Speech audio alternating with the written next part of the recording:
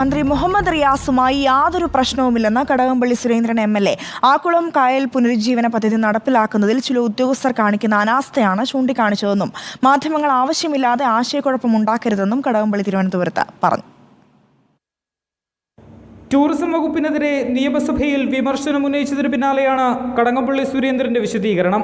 ഗവൺമെന്റിനെയോ മന്ത്രിയെയോ വിമർശിച്ചിട്ടില്ല, ഉദ്യോഗസ്ഥ വീഴ്ചയാണ് ചൂണ്ടിക്കാട്ടിയതെന്നും കടകംപള്ളി സുരേന്ദ്രൻ.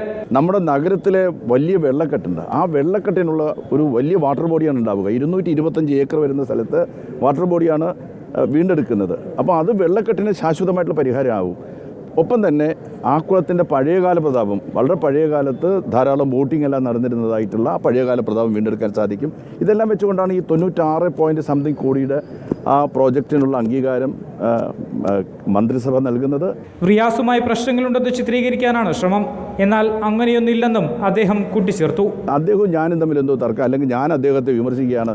നിങ്ങൾ കണ്ടെത്തിയ ഒരു കാര്യം മാത്രമാണത്. എൻ്റെ വാക്കിൽ എവിടെയെങ്കിലും അദ്ദേഹത്തെ വിമർശിച്ചായിട്ട് ഞാൻ പറഞ്ഞ ഏതാണ്ട് 6-7 മിനിറ്റ് നേരം നീണ്ടു നിന്നതായിട്ടുള്ള എൻ്റെ സംഭാഷണത്തിൽ എവിടെയെങ്കിലും ഞാൻ ഗവൺമെൻറ്റിനെയോ മിനിസ്റ്ററെയോ വിമർശിച്ചാൽ ഒരു വാക്ക് ചൂണ്ടിക്കാണിച്ചു തരാൻ സാധിക്കുമോ? കടകംപള്ളി സുരേന്ദ്രൻ ടൂറിസം മന്ത്രിയായിരുന്ന കാലത്ത് തുടക്കമിട്ട ആക്കുളം കായൽ പുനരുജ്ജീവന പദ്ധതി അട്ടിമറിക്കാൻ ശ്രമിക്കുന്നുവെന്ന് അദ്ദേഹം നിയമസഭയിൽ ആരോപിച്ചിരുന്നു. എന്നാൽ ആരോപണങ്ങൾക്ക് മന്ത്രി റിയാസ് മറുപടി നൽകിയിരുന്നില്ല. ഇരുവരും തമ്മിലുള്ള സ്വാരസ്യം പാർട്ടിക്കും തലവേദനയാകുകയാണ്. റിപ്പോർട്ടർ, തിരുവനന്തപുരം.